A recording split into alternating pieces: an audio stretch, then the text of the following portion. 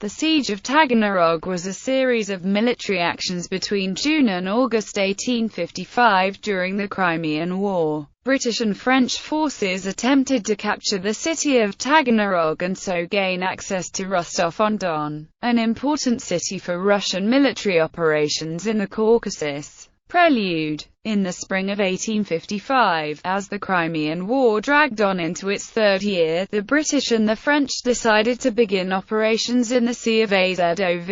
They reasoned that this would allow them to cut off the Crimea even further from Russia and prevent further supplies from reaching Russian forces, thereby sea via the seaports in the Taman. This strategy required them to occupy the Strait of Kerch, which was to be undertaken by a joint force of British and French soldiers and warships. Taganrog, at the far eastward end of the Sea of Azov, was selected as a potential target for attack. Taganrog is located on a strip of land jutting out slightly into the Sea of Azov and, to the British and the French, formed an excellent stepping stone to Rostov-on-Don. Taking Rostov-on-Don would allow the Allies to threaten the rear of the Russian forces. Plans were drawn up, and the British and French prepared 16,000 ground troops and about 40 small warships for the Azov campaign. Meanwhile, Taganrog's Governor-General, Nikolai Adlerberg, had been replaced by Yegor Tolstoy, an aging but versatile general, who had served in the Russian army in fighting against the Turks. In April 1854, Tolstoy assumed command at Taganrog, along with Ivan Krasnov, and prepared his forces. He had 2 regiments of Don Cossacks and a local garrison of some 630 soldiers at his command at the time of the siege. A unit of Home Guards, totaling 250 men, were recruited from the local population. Taganrog lacked any modern fortifications and Tolstoy had no artillery to speak of. Siege of Taganrog. First phase. Starting on 24 May 1855, the British and the French began operations in the Sea of Azov. They landed troops on either side of the Kerch Strait, quickly capturing the cities of Kerch and Enikala. Following those actions, naval forces destroyed the Russian coastal battery at Kamyshevaya Bay and entered the Sea of Azov.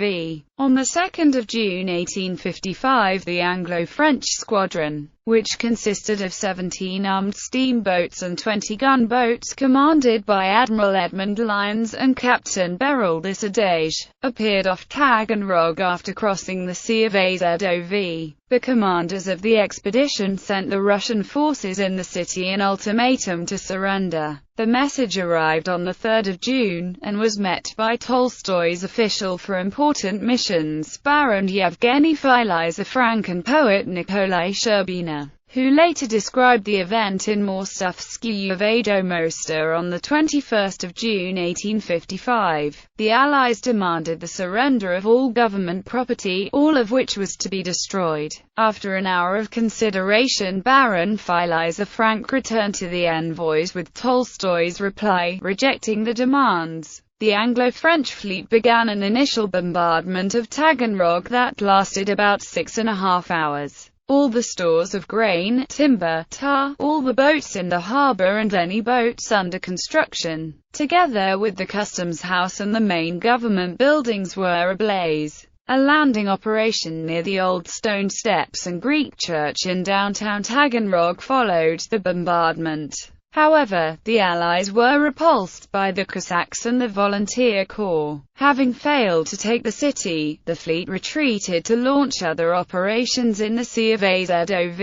Second phase. After the first phase of the siege of Taganrog, the Russians deployed another 14 regiments of Don Cossacks to the region around the Sea of Azov to protect the various coastal cities. This brought the total number of Cossack regiments in the area to 16. These new forces arrived at the time when the British and French began planning a second attempt at reaching Rostov-on-Don. Starting on 7 July, the fleet began bombarding Taganrog again. Their attempt to move upriver on the Don was brought to a halt, however, due to the Russian steamer Taganrog and a pair of gunboats. Towards the end of July, the British-French fleet withdrew from the Taganrog region of the Sea of Azov. Third phase. A third siege attempt was made by the British and the French beginning on the 19th of August. However, their indecisiveness on how to take Taganrog allowed the Russians to build up fortifications and bring in reinforcements to make the city a stronghold. The combined British-French fleet attempted to move into the city, but were pushed back by cannon fire and ground fire and could not launch appropriate ground operations against the city. Blocked, the fleet moved back out into the sea, but continued to bombard Taganrog for several weeks.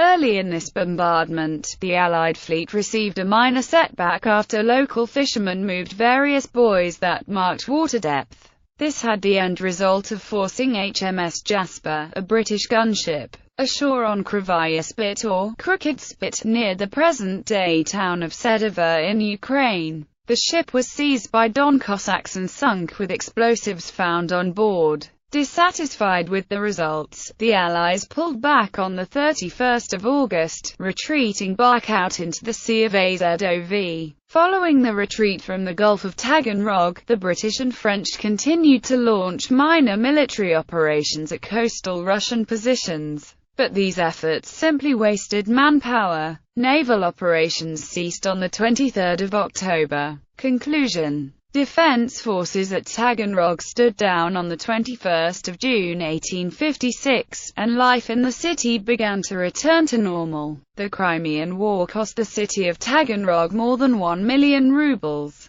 Considerable damage was done to local structures. 20 mansions were completely destroyed, and 74 were damaged to some degree. 189 other buildings, primarily granaries and storehouses, were destroyed and 44 damaged. Tsar Alexander II exempted the citizens of Taganrog of having to pay taxes for the year of 1857. 163 Taganrog soldiers were awarded with medals and military orders because of their service during the siege. Gallery. Mansion of Ioannis Varvakis, that was known as the House with Bullets, as the building was filled with bullets and cannonballs during the siege in 1855. Monument to defenders of Taganrog in 1855. Lady Nancy, raft attacking Taganrog. Russian engraving showing the first siege attempt. Russian engraving showing the first siege attempt. Cannonball in the wall of St. Nicholas the Wonderworker Church.